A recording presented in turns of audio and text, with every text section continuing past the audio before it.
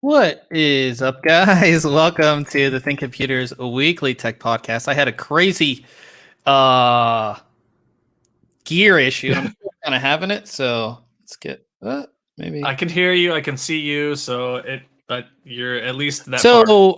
Yeah, so I connect. Well, one, I used my camera. I went to the beach the other day. I brought my ZV1 that I use for. Well, first, everybody say hi to Ryan. Ryan's here. Let me pop this monster. I thought I was going to be the only one for a minute. I switched drinks freaking tonight. out. I'm doing like a coffee-based drink tonight, so yeah. It's getting a little anxious.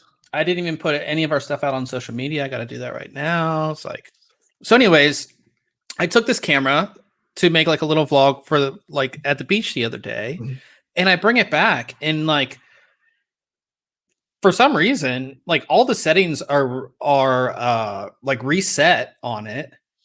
So first, it's like right now, it's like tracking my eyes and my face, you know. Right. So me is always in focus, basically. Yeah. So it wasn't doing that for some reason. It's like it can't do it, and I was like, what? So I figured that out, and then I like finally connected to my computer and do all the stuff, and the HDMI out is not clean, so it has all the stuff on it, and I'm like, what's going? And like, as soon as I would connect the HDMI, the screen that I'm like the pop out screen on the camera would go black, and I'm like, I'm like, what's going on? Because like that's actually what I look like. What I look at. I don't look at. I can see myself on the screen here, but I look at this camera or at that's like the little screen, so I can see where I'm at. And I was just like, how is this even happening? And then I get that figured out. And then my mic's not working. NVIDIA Broadcast just like set another device to my mic, which like my audio interface hasn't been unplugged. It was just like everything was going wrong. So welcome to the podcast, Bob. You know, awesome. Yeah.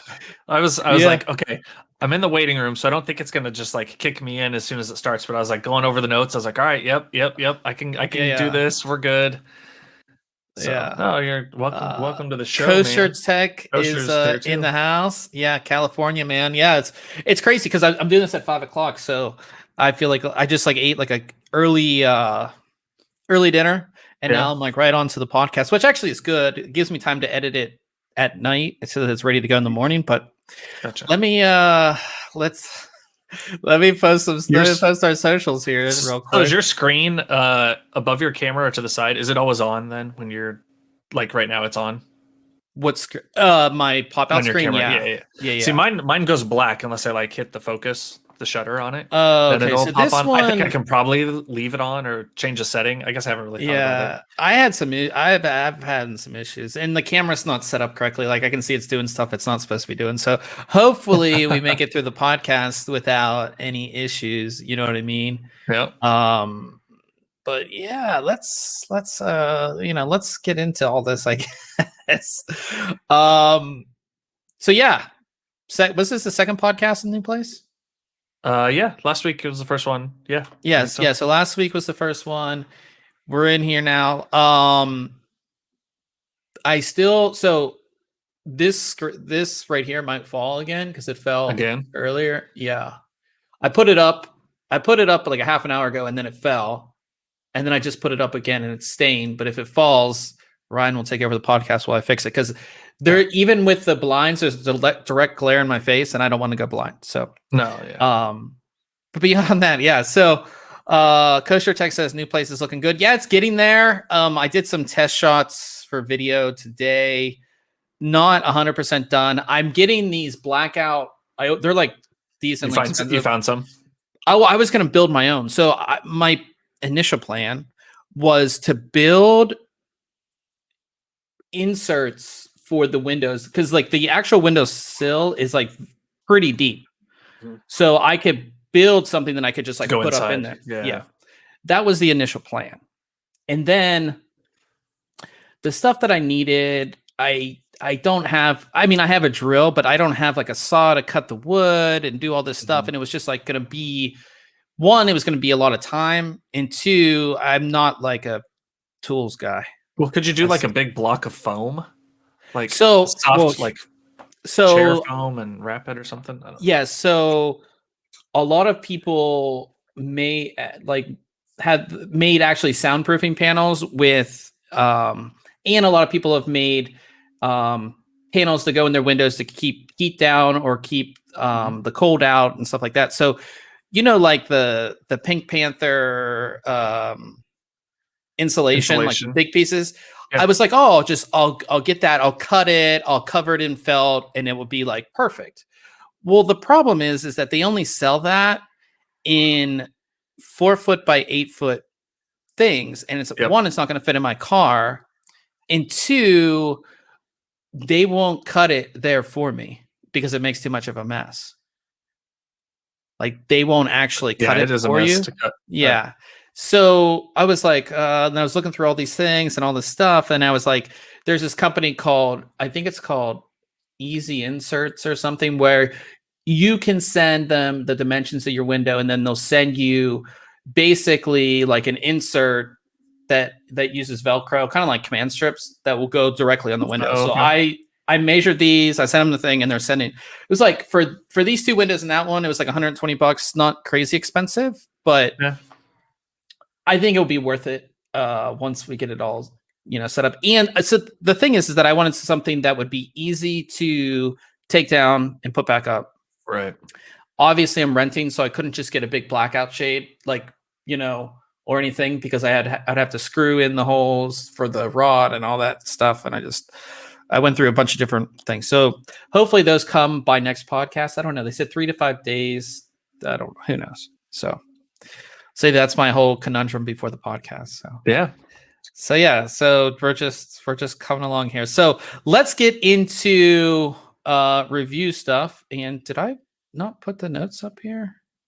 270. They're up. They're posted. Oh yeah. Okay. So I was on the wrong one. So here we go. 270. So this week I actually did 2 really great products. The first is one you guys have probably heard of. And I actually am incredibly surprised at this processor. So it's the Intel Core i5-11600K, and at the end of the day, it AMD beats it, but Intel has got the price on this. They've really, really got the price on this thing. Let's bring up the review here. So this is their mid-range offering in their new Rocket Lake S line. So what is this? This is a 6-core, 12-thread. If you guys remember last generation, Intel brought in with them they finally brought hyper-threading to the Core i5. That was like the big thing last generation. This generation, obviously, you're still getting hyper-threading. You're getting a boost in clocks. So you have a base clock of 3.9 gigahertz, and then it boosts all the way up to 4.9 gigahertz. 512 kilobytes of L3 cache per core, 12 megabytes of shared L3 cache. And it's $262. I think you can actually find it a little bit cheaper right now, which is like $250. That's a pretty good deal. Yeah. $250 for a 6-core 12-thread Intel chip is really, really good. So if we look, you can see all the pictures and stuff. I mean, it's a processor, so it's not anything great. It's a processor. But if we look at our results here, and if we compare it to AMD's offering, which is the Ryzen 5 5600X, which we did review as well, it gets decently beaten, right? In almost all of our tests, you see it's right below. We do see great performance over the i5-10600K, which is effectively replacing, just like we saw with the Ryzen 5 3600X, that getting beat out by the 5600X. So you're seeing this beats the 3600X as well as the 10600K, and pretty much all of our testing. It does have really good single core if you have a game or application that's really made for single core. We saw that in a few of our game tests, but overall, it sits below the 5600X and almost all of our testing. You know what I mean? Like you can see in the single core here, it beats the 5600X in the Cinebench single core, but for the most part, the Ryzen 5 5600X beats it, which is fine. Sure. Now if Intel went ahead and priced this on par with the 5600X, I would be like, well, and if they even priced it like $10-15 cheaper, I'd still say get the 5600X, right? But if you look at the price of the 5600X, which got that, like all Ryzen 5000 series chips got that price bump, that we saw, the Ryzen 5 5600X is $350. This is basically, if it's still the same price, let's see, the Amazon price is $254.99. It's $100 difference. Yeah, that's a pretty compelling argument to go with Intel at this price and performance level, right? I was really surprised. I mean, and the thing is that you hear Rocket Lake S, and especially the 11900K, everybody was like, that's trash. It's trash. Like this whole, and then you think this whole lineup's trash. And it's not at all. That's not true. And the thing is too, is like, it's not beating AMD. Usually you have a back and forth, right? So AMD came out first, and then Intel's going to come out and have processors that obviously beat the AMD processors. And that's not true this generation, but they're not priced on par this is $100 difference. That's a big, big difference. Yeah. We always talk about what $100 where that $100 could go, right? So I think that this is an incredible value for a 6-core 12 thread part. You have the new platform, and with the new platform, you do get quite a lot. You get Gen 4 on the top M.2 slot. You get Gen 4 on the top PCI Express slot. You get USB 3.2 Gen 2 times 2. So the Z590 motherboards have quite a lot, but I just think that I was really, really surprised at the value of this. It overclocks decently well.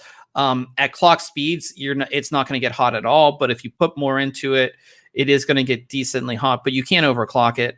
I think we got either 5 or 5.1 gigahertz all core on this. And that's on air cooling too. So like I said, it's a decent little chip, $250. I mean, you think about that. We'd always talked about when the Ryzen 5 3600X came out, it was around that price. And we were like, for that price, it's such a good deal. And I think Intel has the price on this. They're like, I wouldn't call it the budget option because I don't think it's necessarily a budget chip, but when you think about processors these days and the prices, $250 is not a lot to spend on a processor, and you're getting a lot. I think like when I bought my 4790K, I think it was like $350, and it had been out for a while, and that was just a 4-core 8-thread part back then, and now we're spending $250, $260 on this, and at the clocks that we're getting, right? Yeah, and especially to undercut Intel or undercut AMD by that much. Yeah, you can't. If you're on the fence, this could definitely push you to the Intel camp for sure. I don't. Especially because at least right now, I don't know. Let me go on Amazon. Now, does this come with a stock cooler? It does not. Okay. So you can just throw a Hyper 212 or an AI or something on this, and you'll be fine. You can't even buy a Ryzen 5 5600X right now. Oh, wait, let's see. They're just not available. No, it is in stock. 360. Yeah. For a while, you couldn't find these. You know what I mean? But again, look at that price compared to the 259 or whatever. That's big, big deal. So, yeah, keep that in mind. You know what I mean? But like I said, I think that this, you can't say anything bad about it based on the price. That's all I'd say. I mean, yeah, like just like when all the times when Intel was beating AMD, we said AMD's budget option or a less expensive option, and you can really build a great system with the part that doesn't perform as good as its counterpart, but you're saving money.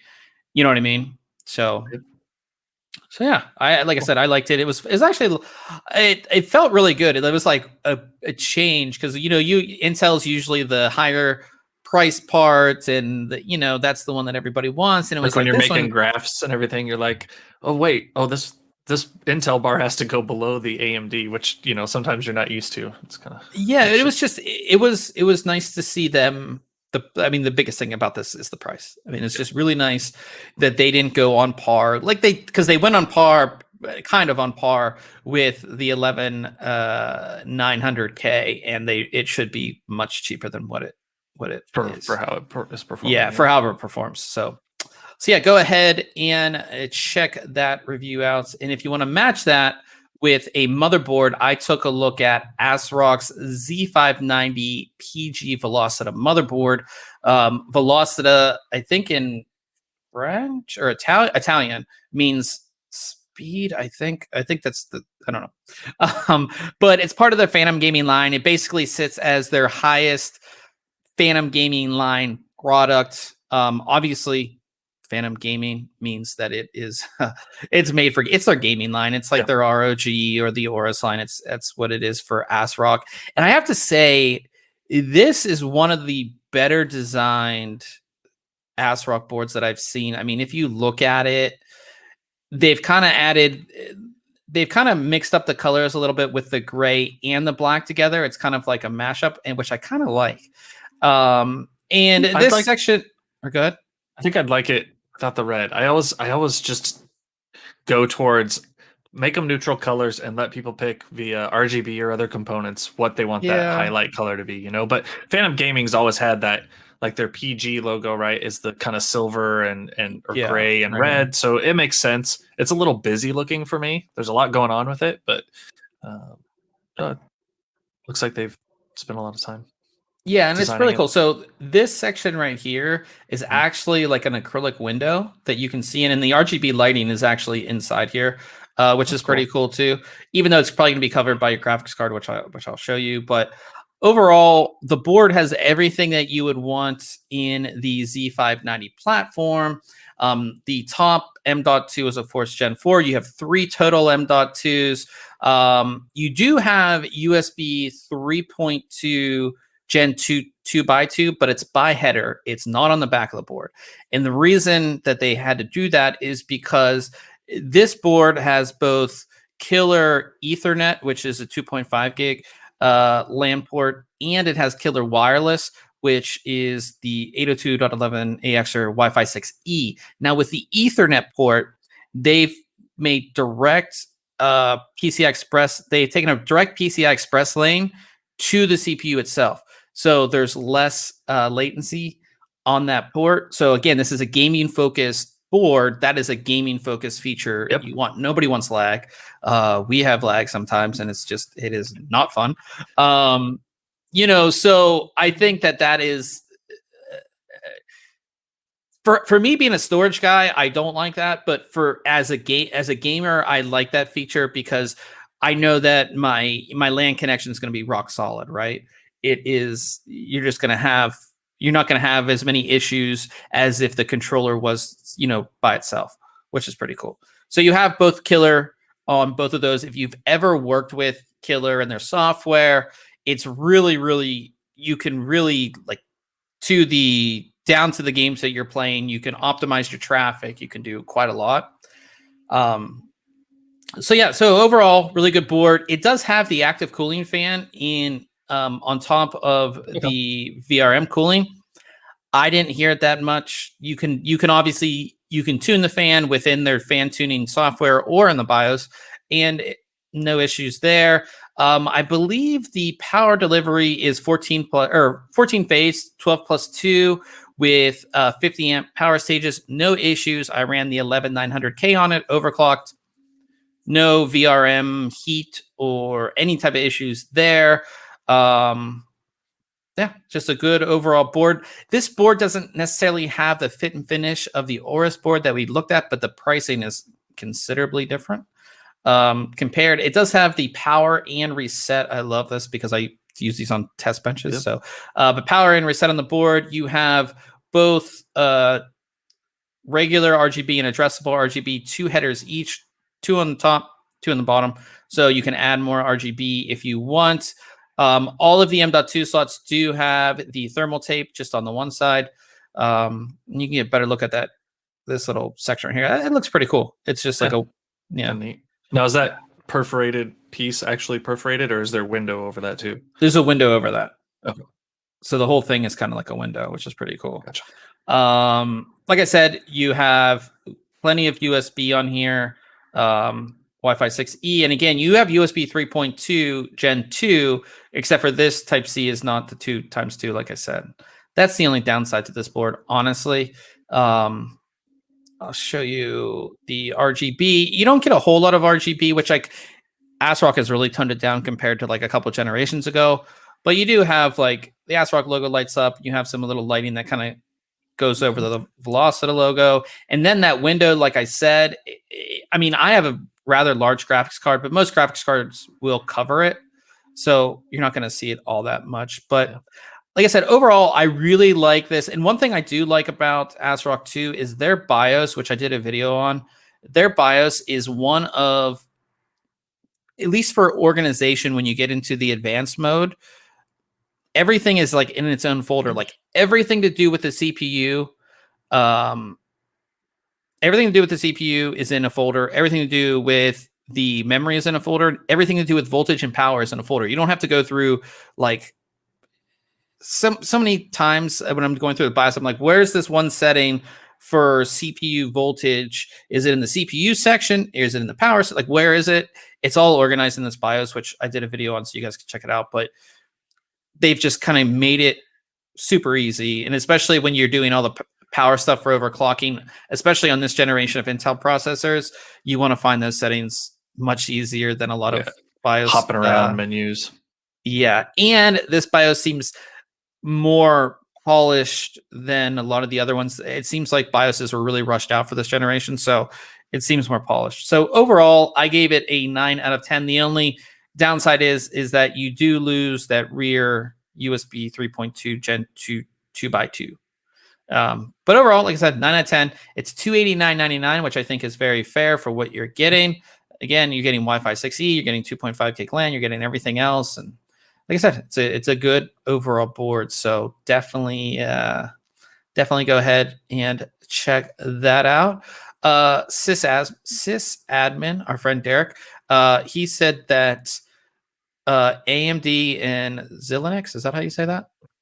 Their stocks are crashing right now. I looked. They were down a bit, but I don't know if I'd call it crashing, but they're definitely I've been downwards. Like this past year, like got into stocks a little bit, and like if you watch, it's kind of like same thing like with crypto. Like if you watch it, you're like, what is going on? Sometimes you're like, especially this last year, it's so much more retail trading and just all the craziness and yeah. That's what like if I just do it like as an investment, not as like a get rich quick thing. I'm like because you'll freak out when it drops and you're like, I just lost a couple $100, and you're like, just chill out, just watch it. Yeah, it's definitely like lower. I don't enjoy gambling that much for the same reason, because it's like, one, it doesn't do anything for me. Like I'd rather play a video game, and two, it's like when I do lose, I'll get upset. So so let's move on to Case Mod Friday, and there's an awesome build from the high resolution computer shop. I think they're in Thailand. I forget what they are, but they have this awesome build in the Cougar Blazer case, which is an awesome case. And we've seen builds like this with this color theme, which is like the industrial kind of like the liquid is made to look like I don't know, like oil, I guess you would say. See, I don't think it looks. I don't picture this as like an industrial look necessarily. But I get what you're going. Yeah, like some sort of fluid. Like, Yeah. I do think this is an amazing build, though. I mean, this looks nuts.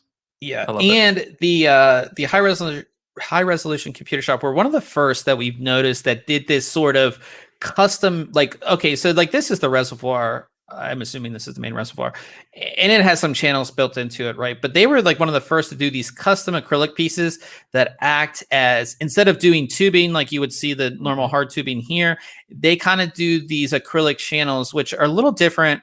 Sometimes they work, sometimes they don't. I think it works here.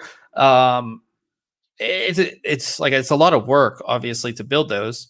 And then I just would like, you buy tubing from like a company and you're like, yeah, like these are like made to, like they're made for water cooling. And then I'm like, oh, I just build this acrylic piece myself. I don't know if I water sealed it correctly. Like, yeah. And like, I wonder about the O-rings in these things. Do they use like a liquid that just like fills up that gap, or do they get a custom sized O-ring to seal that off? I don't know what the process is for that, but you would think, because this is a double, like two pieces acrylic, right? Right. So you have the one side, and then you get that O-ring made that size, and you put it in there, and then you put the other. Is that how that works? You put the other side down and screw it. Yeah, in? yeah. But how do you know, like, where are you getting custom O-rings, right? Or make them in certain shapes? I don't know. I don't know either. Go to Thailand.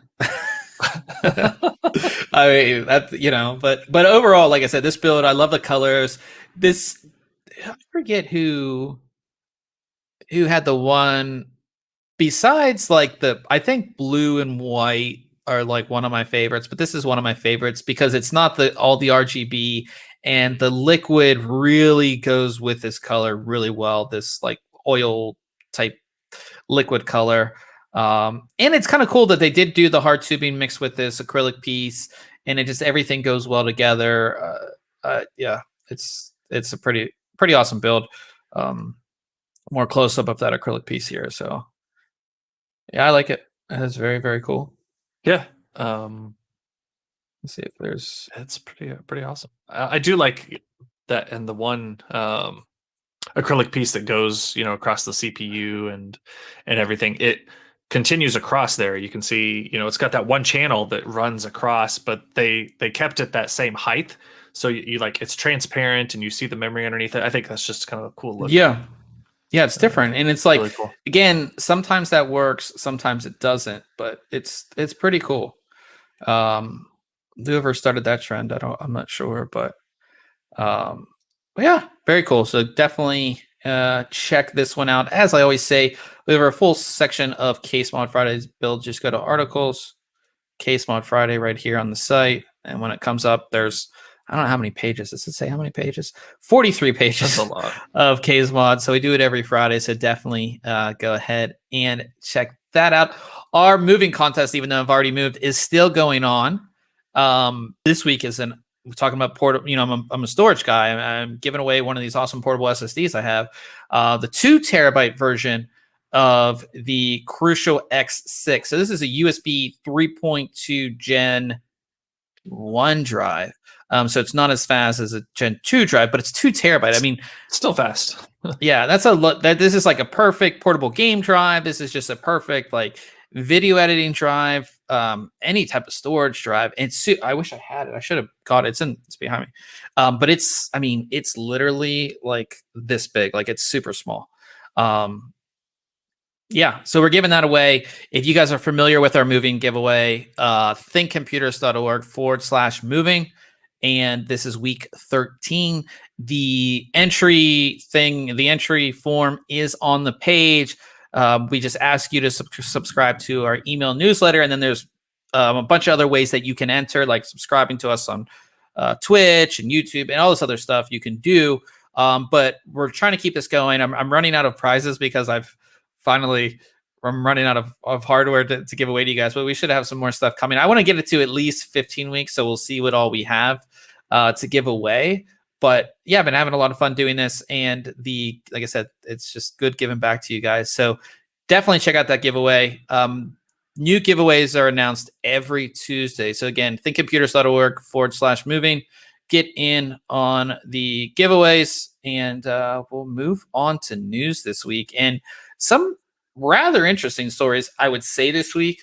A bunch of different products. So usually it's like all CPU or all GPU or all NVIDIA or all AMD, but we have a bunch of different stories. Yeah, some from every realm. Yeah, some for everybody, I would say. So first, it looks like the RTX 3080 Ti and the RTX 3070 Ti, the release dates will be pushed back. So the RTX 3080 Ti was supposed to be announced on May 18th. Looks like they're pushing it back to May 31st. I think this has a lot to do with maybe that light hash rate stuff and maybe some, things aren't ready. That it's usually like the drivers aren't ready or there's something's not ready for the launch. That's usually what happens. So it looks like they're going to announce both cards on the same day, which would be May 31st. But the release dates or the review dates are different. So typically if we do an embargo review, we get it before it comes out, and then the embargo date is usually the release date. So when we put the review out, you can go to the store and buy it. It's usually how it works. Sometimes it's a day later. So at least according to videocards.com, the RTX 3080 Ti, the reviews will go live on June 2nd. And then the RTX 3070 Ti, the reviews will go live on June 9th, which makes sense. It's about a week. So everybody who wanted to get an RTX 3080 Ti and you can't, they're going to try for the RTX 3070 Ti, which you probably won't be able to get either. Yeah. It's so hard to get excited about these things these days. I mean, yeah. Well, I started to get excited about them, knowing that I, probably won't be able to find one or get one, and then also thinking, well, when's the 40 series going to be announced and coming out, right? So, it's just always that there's always something new coming, and so you either have to bite the bullet and pull the trigger and buy something, or you're never going to end up with something new. So, yeah. So, do you think that now that we're seeing these TIs, I guess they're part of the initial launch, the supers that's how they're going to do it now. So the super will be the refresh, I'm guessing. Yeah. Even though we may still have a while on the 30 series, I guess. I mean, remember, wasn't the 10 series 2 years? Yeah. So at this point, they kind of can, because I mean, I get they can stretch it out for quite a while. Because there's just keep selling them. They can't keep them in stock. Yeah. Yeah. So, if you guys want to know, the 3080 Ti, is basically a 3080 with 12 gigabytes of GDDR6X memory. Of course, the 3080 has 10 gigabytes, so it's mostly a memory thing. The 3070 Ti will max out the GA104-400 silicon. So we'll have 6,144 CUDA cores and 8 gigabytes of GDDR6X memory, which is faster than what's on the 3070. So, yeah. Sysadmin says, initial reports I heard on Resident Evil 8 saying 8 gigabytes on new RTX cards is not enough. Maybe. I don't know. That seems like a lot. But I mean, if you're running 4K with everything turned up, you would need that much. That seems like a lot. That's kind of what I was wondering. Is that what resolution is that at? Yeah, I wonder what resolution that is. Concern. So. And I'm sure it's everything high, but yeah. In the back of my mind, I have this thing. I'm like, okay, so they're, this was initially supposed to be announced at CES, and they knew they weren't going to have stock. So now they're going to have stock. Now there's not going to be any more shortage. But then I know that's not true, but I want it to be true. You know what I mean? You want that to be what happens, but I know that's not going to be what happens. Nope. And if there is stock, all the scalpers are going to get them and all of this stuff. And we're thinking the 3080 Ti is going to be that $1,000 card, right? Because you've always said, that's kind of going to fill that gap. So what do we think that 3070 Ti price point is going to look like. Well, the NVIDIA price point, or I get what is the 30? The 3070 was what, $499? Yeah. So $599. Okay. I can see that. Yeah. I don't know. Talking about that light hash rate, we talked about it last week. If you guys missed that, really quickly, NVIDIA is putting a hash rate limiter on all of their 20 series graphics cards, or not 20 series, 30, all of their 30 series graphics cards. Basically, they're putting on a new chip or a new device ID, the new chips. So, like if you're at the store and you see a 3070 and a 3070, if one has a light hash rate and one doesn't, you won't know the difference. Again, we saw this with the 3060. The people got past it and put out, hack drivers and all this stuff. But it looks like NVIDIA is doing this across the board, which I already said I'm not a fan of. It looks like they will be putting out a new 3060, which will have a new device ID that the old drivers or the hack drivers that won't work on. So they're going to be doing this not only on the entire, the rest of the 30 series, but they're going to be redoing it on the 3060. Which we'll see how long this lasts. I think the whole thing, the whole thing with this is people are going to find a way around it. Yeah, because it feels very Apple-ish, right? Like Apple's so controlling over their app store and their devices and everything. Like they want to guide you how they want you to use their card. Yeah, it's just very heavy-handed, which you've expressed is not your favorite thing in the world, and I'm kind of in the same boat. Yeah, my biggest thing is that if this card can do this, it's not like it's a law thing, what's the thing they put on cars, like a governor or whatever that's called, or something. Yeah. This is not that.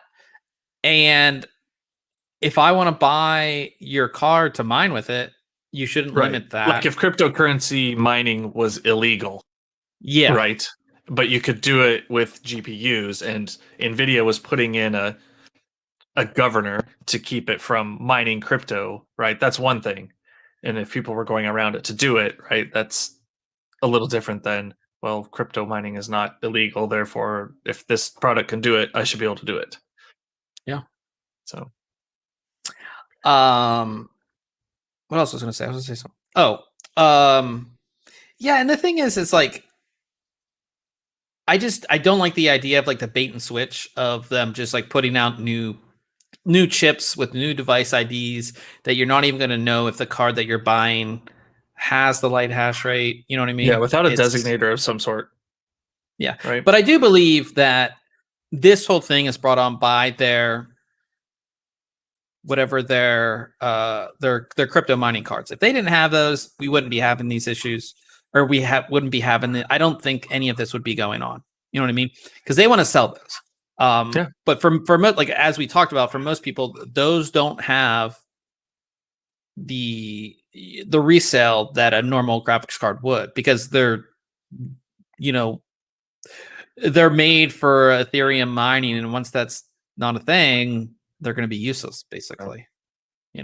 So because with a normal graphics card, a gaming graphics card, you can sell that. I mean, I've seen people buying 9 old graphics cards right now for considerable money, because that's all they can get right now. So talking about the 3080 Ti, it looks like it might be on sale already, or somebody posted this picture of a MSI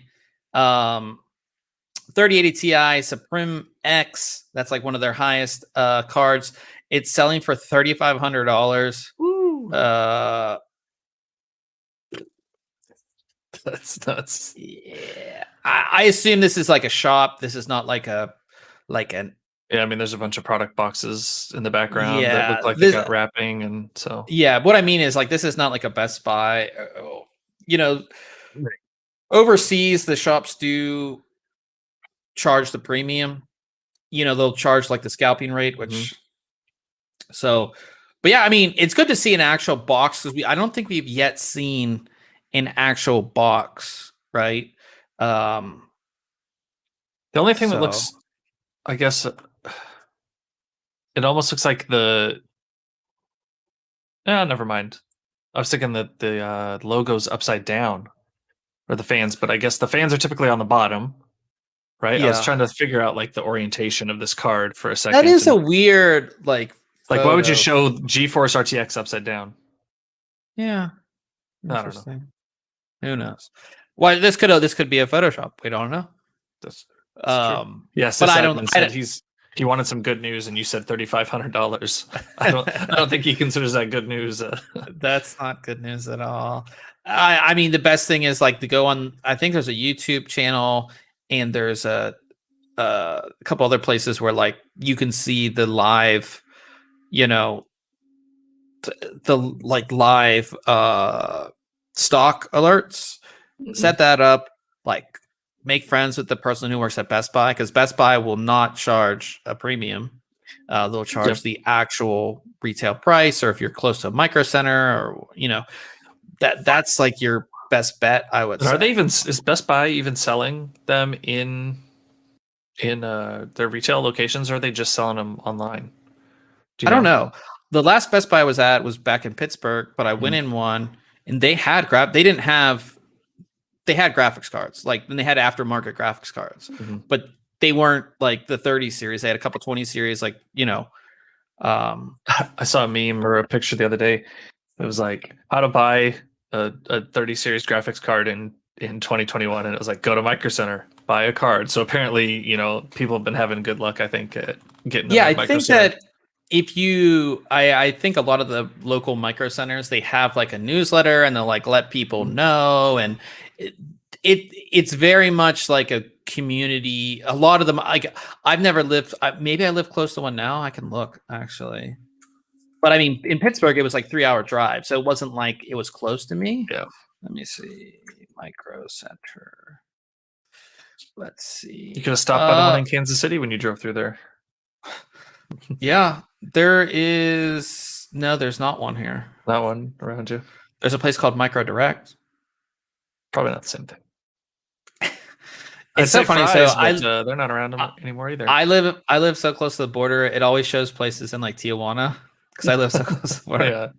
Yeah, it's kind of funny. But no, there's not one here. There's FedEx office. I don't know where that came. Next Gen Wireless, MPC Electronics. But yeah, I think that the Micro Centers are very much a like they have a community feel, kind of small not a mom and pop, but kind of like that type of feel. I know a lot of them, like, they'll post what they have on the website, but they'll say in-store buy only, so you have to go to the store to buy it. They won't hold them for you. Like, you have to, so yeah. On to AMD news. And this is kind of, we see these and I'm just like, why don't you just show the whole image, But we have some information on Zen 4. So if Ryzen 5000 series was the first Zen 3 product. Zen 4, which is codenamed Raphael, which will come out in 2022. Somebody said that it will be announced late in 2022, with the launch coming soon after that. That's kind of expected. The refresh will be called Warhol, and Raphael will be 5 nanometer, which is exciting. Cool. Yeah. That big performance boost. The refresh is never the big performance boost. It's always the next process down. Yeah, I'm excited about that. Yeah, I think that may be the next time I upgrade, if I do. Finn asked, is there an integrated GPU on it? This says Navi 2 right here. See how like the Warhol doesn't say it, and this does. So yeah, I don't. I'm not sure. We don't really know. 2022 is. I mean, it's not super far out, but it's not super close either. I think as we get farther along, you'll see more. We'll see more leaks on this. I mean, that's how it always works. You know, This is a random we'll see question. more. We'll see more of these images. You know what I mean? More of this leaked little image right here. Where did that question come from? What app is that? That is Periscope. Periscope. Okay. Yeah. So Vincent, thank you. Gotcha. Which I think they were supposed to phase out Periscope. That's or what I thought. Call it something else. It's called like Twitter Live now, or something. But it's the same thing. I don't know. But sysadmin or Derek, he said that there is a Micro Center in Tustin, California, South LA. That's like South LA from here would be like 2 hours, 2.5 hours. So yeah, same thing. You know, wait? There is no more fries, is there? Right? They went out of business. Yeah. So I guess So nothing close to me again, which is not surprising. You would think California there would be California, there'd be something. Yeah, there'd be something. There might be something here. I don't know. I really haven't, researched that. On to monitors, and Acer announced a 390 hertz refresh rate monitor. This is their Nitro XV 252QF. 390 hertz. It is. I'm guessing it's a 1080 screen. Yeah, I'm assuming it's 1080 screen. Just with the name, the F. So this is a normally 360 hertz refresh rate screen, but they have the overclock setting in it, so you can just like turn it on and it will be, they've done the overclocking. I don't know, like how would you normally? I don't think you can like normally overclock a monitor. No, like they have to put it in there. It's not like a CPU where you can like go into the BIOS. You can adjust your voltages. Yeah, like so they have the overclock setting built in. So like when you go to your monitor settings, you can just like hit it and it will do it. 400 nits, which isn't surprising for like a gaming monitor. 25-inch monitor, we assume it's 1080p. Price tag is around $600. So if you're looking for like that high performance, I always just think Counter-Strike and League of Legends and stuff. Yeah, those esports titles. Yeah. Pretty cool though. Good. As we get higher, do you think we're going to get to the 1,000 refresh rate anytime soon? Oh, at some point, yeah. But I that's going to be a couple years off for sure. Yeah. But I think it will be. I know we say like, oh, you can't see the difference between this and that. We obviously did at CES last year, 2020, right? In the NVIDIA booth demo. Is there that limit though of like, we thought it was, oh, you can't see higher than whatever. Like 1,000 is so fast. Yeah. Like, I guess we'll just have to wait and find out. Yeah. I think we'll see it in the mainstream within 5 years. Okay. Like mainstream? 240. Not just like it's a gaming product? No, like it's a gaming product. Like, so like 240 is like kind of like the enthusiast gamer thing right now. Like 240 is, I mean, there are higher ones, but for the most part, like 240 I even think that's pretty high. Yeah. Like, you think a lot of people have a 240 hertz monitor? Not like a lot of people, but I'm saying if you're like that serious esports gamer, like you have a 240 hertz monitor. Yeah. So I think within 5 years, that serious esports gamer will have the 1,000 hertz monitor, maybe. Yeah. Okay. That's just. I can see that. Another story about Chromebooks, which we haven't talked about all that much, but I honestly think that if you just need something for like basic tasks, it's not like the netbook, because the netbook was a piece of trash that like barely worked. I had one and I was like, this thing it was like an Asus one, I think, or something I got for review. I have a Dell one, and it's a piece of crap. Like they were just so. What did they use? Like Intel Atom. Yeah, the Atom. No, they're horrible. It was just like the idea was there, but it was just like there was just not enough horsepower at the time for like a low cost, low power machine. They were ahead of their time. If you had them out now, which I mean, now we have Chromebooks, right? That's like what they ended up as. But yeah, the netbooks and everything, like they could have been so good.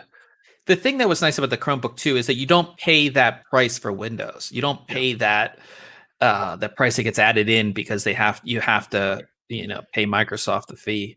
I mean, it obviously limits you to a certain ecosystem, but but I think for most people, I mean, almost everything you do is web based, right? Right. all your word processing is word based. I mean, Google has a whole suite of online. You could even do Microsoft Word online too. Sure. Office 360. I think I have it. It's like the Office 365 or whatever. You can do all that.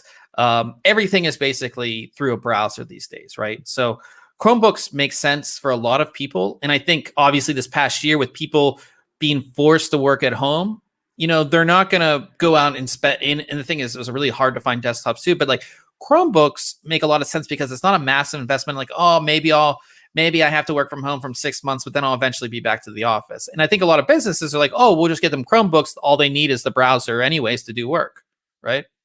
Yeah, I mean, both of my kids have, and I will say though, like, and this is kind of crazy, like their Chromebooks are, I don't know how many generations old that they've gotten from school, like checked out to them, and they're kind of slow and sluggish. But you look at some of the specs for Chromebooks now, and you're like, this is like a full-fledged laptop. Like, why?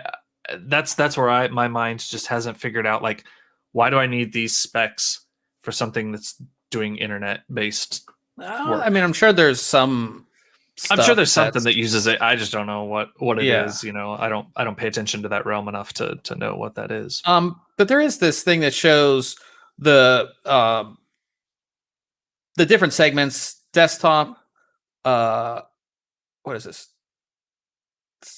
Why doesn't it tell me which one? I assume desktop, laptop, tablet, and Chromebook, showing their growth over since 2019. You can see everybody went up in 2020. Obviously, everybody's working from home. You kind of need that home. You need something. But like if you look at the Chromebooks, just shot up, 275% growth year over year. That was just pretty crazy. But again, it makes sense. I mean, if I was forced to be at home and I had to work from home, and I'm not going to spend $1,000 on a new laptop if I know I'm going to be eventually going back to work. Mm-hmm. Or a lot of businesses would be like, okay, you have like $500 to get something. Like, I do feel though that a lot of these were school purchases. Yeah, that too.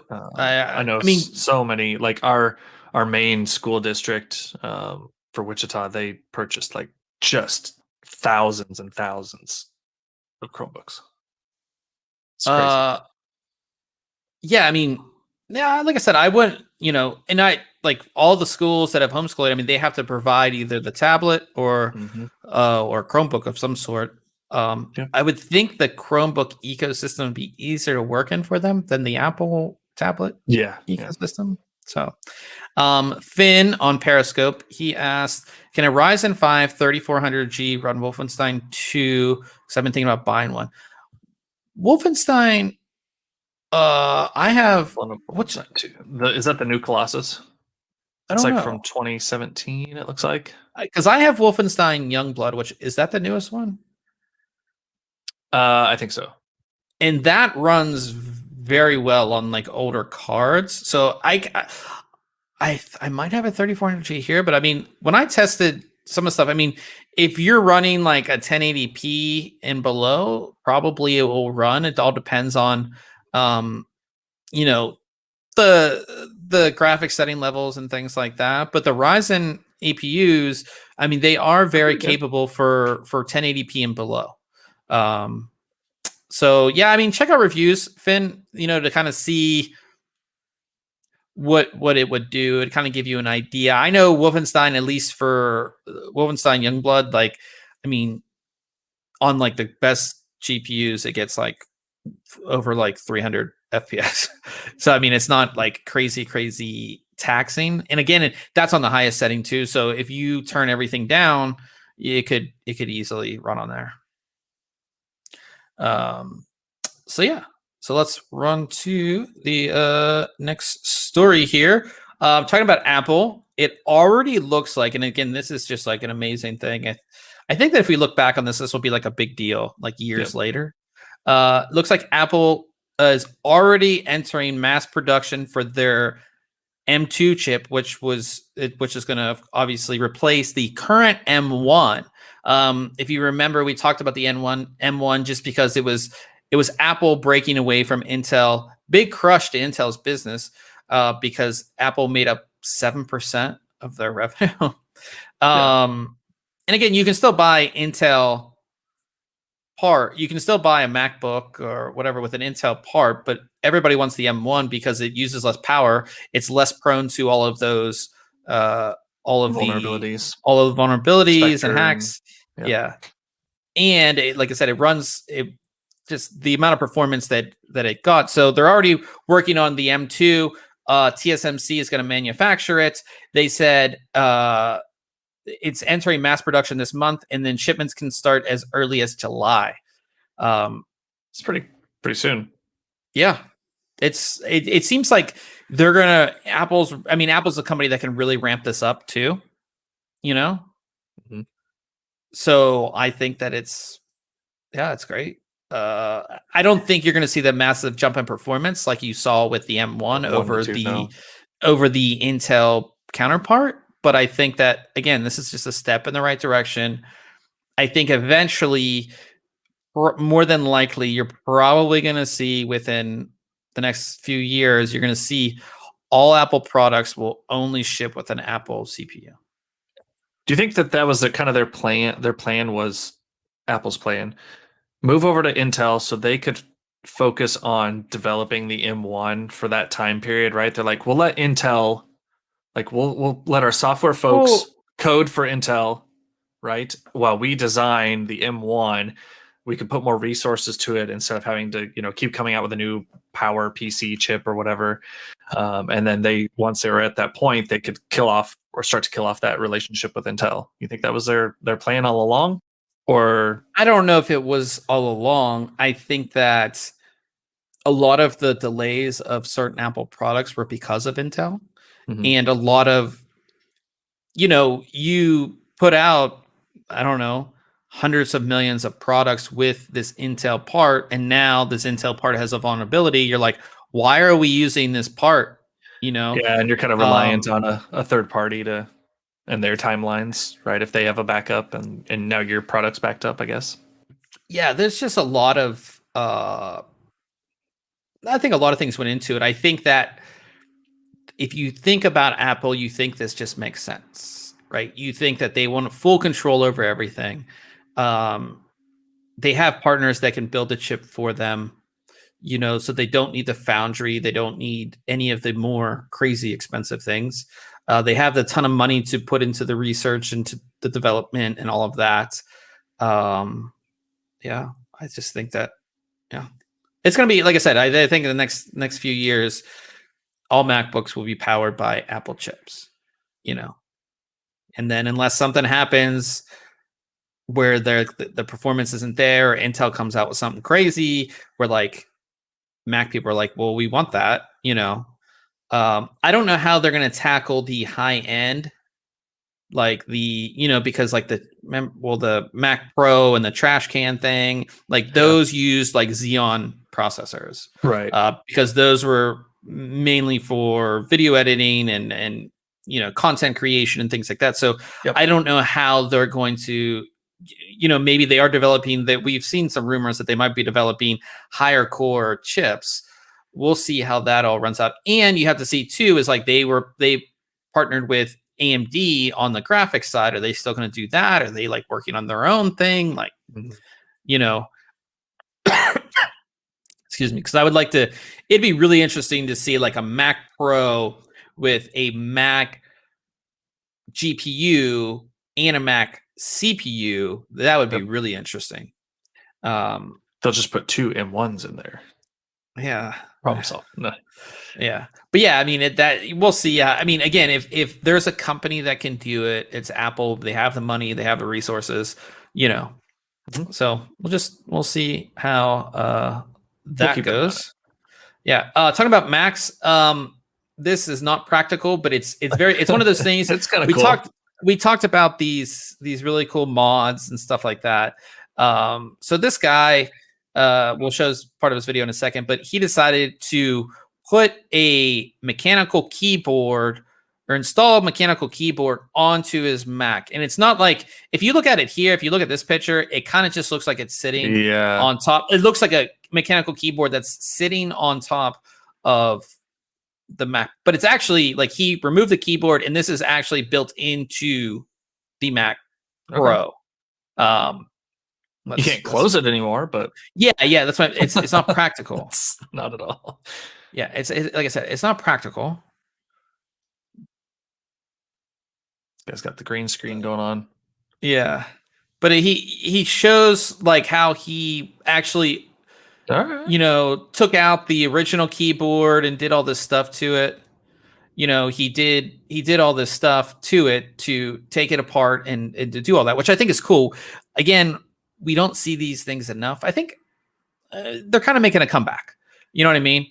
But like how he took this keyboard and you can see how he took it apart, and I don't know. You can watch it, but how he put it, put the actual keyboard on there, and he, it's part of the MacBook now, sure, which is really cool. I think it's really cool.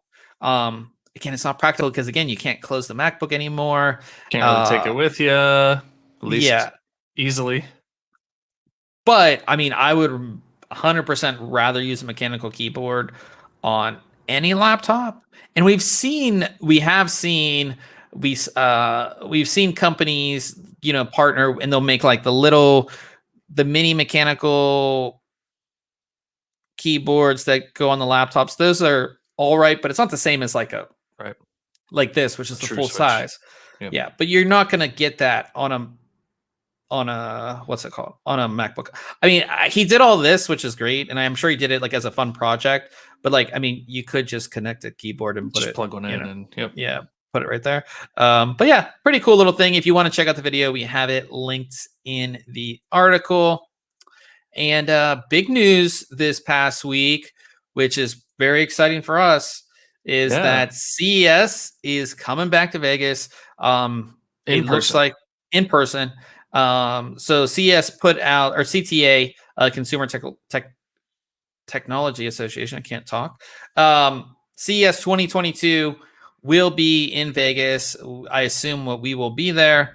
And it looks like in this will probably be one of the, Computex was already announced as a half and half type thing. Most people won't be there. But for this will probably be one of the first big tech events since COVID and everything. So I think that I'm excited. I haven't booked our room yet, but I will eventually. I'm just kind of you never know. A while. You got a while, and you just never know what's going to happen, right? Yeah.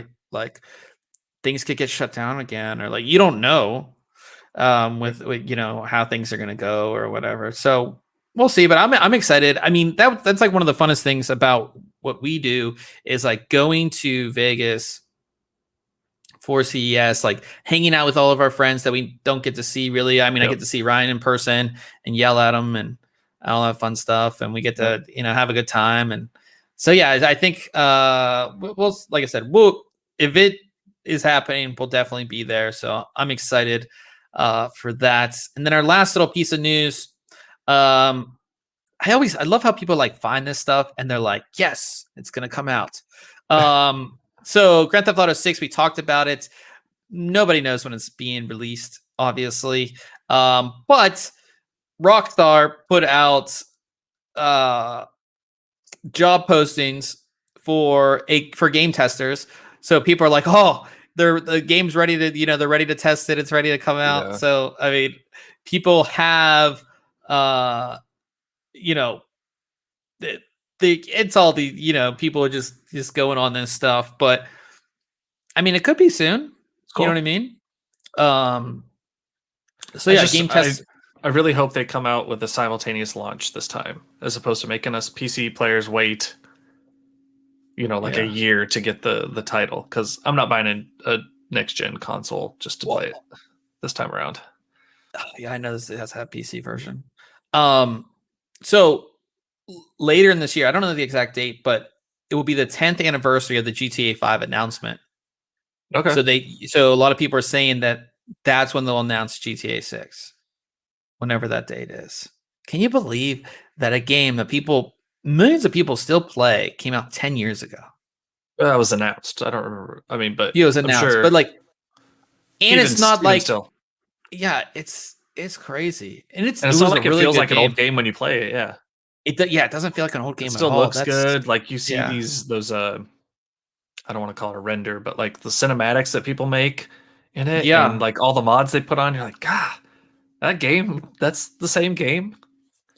Yeah, it is a lot of fun. I haven't played that game in forever, so I should load it up on the Xbox or something. Yeah. So coming up next week, I will have some more stuff because I took some pictures today, so we're back on track for reviews. But an interesting product that I will be taking a look at is from BioStar. So we know that, I always say this, we know that it used to be the big three. Now I consider it's a big four. The big four motherboard manufacturers are Asus, Gigabyte, MSI, and ASRock. When you're buying a motherboard, those are the four companies that you can feel comfortable with. Yep. You can feel comfortable with. BioStar has kind of been in and out of the scene, and last generation they had some current gen boards. Now they've gone full throttle with their boards. So I'm going to be taking a look at their Z590 GTA, which is like their racing themed board. And I have to say, I've had no issues with it so far. Sweet. No BIOS issues. BIOS looks good. No, I mean, I overclocked to 11900K on it. No issues so far. It is pretty, my experience with BioStar has been pretty favorable, right? I've had a couple of their boards across multiple platforms and never really had any issues, but they just weren't that, like you said, one of those top vendors for boards. And even then, ASRock is kind of new to that group, right? It used to be those top three for the longest time. ASRock has kind of stepped up and joined the ranks, because BioStar's had boards for just about every product line, for back for multiple generations. It's just they just aren't that popular. They just don't have that name and the reputation that the others do, right?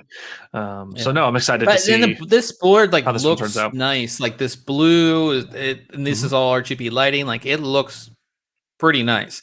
So, like I said, we'll have to see on the review next week, but definitely stay tuned for this. USB 2.0 headers. So they're not all USB 2.0 headers. Like this, I think there's one like some of them are. And one's like a front panel. I was like kind of surprised at first because like this is your audio, and then like so you can see which ones are USB by where the headers. But like some of them are front panel. I was kind of surprised at that too. So we'll go ahead and check this out for you guys next week. So I'm excited to go ahead and take a look at that. Sweet. And as we come to the end here, we talk about if we did anything cool this past week or checked anything out. There was this show on Netflix that I was watching that I want to tell you guys about, but I forget what it's called. I'm going to try to bring it up here. But did you do anything cool this week? Did I? Yeah, like Thursday, I went to an estate sale. I don't know if you saw this picture on my Facebook I posted, but I went to an estate sale last Thursday morning, and it was like just an awesome experience. Let me just grab the gem of the morning was my how old is that? OG. Let's see here. This is a 1970, or I'm sorry, a 1980. Empire Strikes Back, Imperial Stormtrooper. Like, the only issue with it, other than the card being kind of warped, but like the plastic around it is not yellowed. The trooper is like bright white, but the gun fell off of the tape that's like along this side. So, but I think I'll keep it. I was debating selling it. Let me get back into focus here. So I got that, and like his legs just fell off. Yeah, he's broken, but a Steve Austin $6 million man with the little eye you can see through. I haven't been to like a yard sale in so long. Yeah, this one was nuts. I got a ton of stuff, so just crazy. So that was my excitement. Probably, yeah. So this new show, mine's not as cool as yours. New show that I started watching. I'm like 2 episodes in. It's called Shadow and Bone. I don't know if this is based off a book or pretty good though. But it's pretty good. It's kind of like sci-fi ish. I haven't really got like the whole deal of it. You know, that's pretty cool. So if you guys have Netflix, go ahead and check that out. If you're into like kind of sci-fi type stuff, it's pretty cool. I also finished The Mandalorian finally. Oh, really? Yeah, I finally I finally just finished it. I'm not going to ruin it for anybody who hasn't seen it, but it's good. One thing I did notice though, I don't know if it's just me or at least comparing The Mandalorian to like the original 3 movies. Do the effects in the original 3 movies look better? What? Than like some of the CGI? No. I don't know. No. Also, I felt like I mean, I watched like 3 episodes in a row, like back to back, and it was like every episode, we'll go in, we'll kill these stormtroopers. It was like kind of repetitive. Yeah, it is a little repetitive. I'll give it that. Yeah, but I did enjoy it. I did enjoy it. I'm not gonna say I didn't enjoy it, but I did. Yeah, no, there's a lot of cool stuff in there for sure. Yeah. Beyond that, just working on the office here, trying to get stuff done. Trying to figure out the whole situation for filming in here and hey, your shade didn't fall off. Yeah, I'm actually surprised. It did not. But hopefully by next week we'll have the inserts so I don't even have to worry about it. But we'll go see. But we are going to be playing some games, are we not? We are. So Apex Legends yesterday, they had the launch of Season 9, which includes a new game mode and a new champion. So that's super cool. They had a ton of issues, though, that carried on even through today of just like everybody wanted to play and they were having all sorts of stability issues. And then there's another game that came out, a free-to-play that was in kind of a lockdown alpha for a while and is still in alpha or early release. I'm not sure what they're calling it for sure. Called Scavengers. It's like a squads of 3 game with a bit of PvP, a bit of PvE, some crafting, some battle royale. I mean, it's just like a combination of all of them. I've played it quite a bit. Yeah, you made me download it. I didn't do the. I didn't Shinny play and I played it a little bit. You didn't play the tutorial yet? I did not play the tutorial, so that's all right. But yeah, so we'll be over. We'll be playing some games over on Twitch, twitch.tv/ThinkComputers. So catch us over there. Ryan will have the stream up as soon as we get off of here. Hopefully next week I won't have issues and I'm like, basically starting the podcast right when we start or get on there. So we'll have everything figured out and I'll have everything else figured out in this office and maybe we'll do like another little walkthrough like I did last week. You did an apartment video too. A tour. I did do. That's on your personal channel, right? That's on my personal YouTube channel. I did put out an apartment walkthrough. If you guys want to check that out, just search my name on YouTube and you can find it. But it is there. If you guys want to see what my new apartment looks like, it's not overly great or anything. But if you want to, that's cool. Yeah, if you want to check it out, I do go to my office in that as well too, so you guys can check that out. But yeah, we are going to head over to Twitch again. It's twitch.tv/ThinkComputers. We will see everybody next week.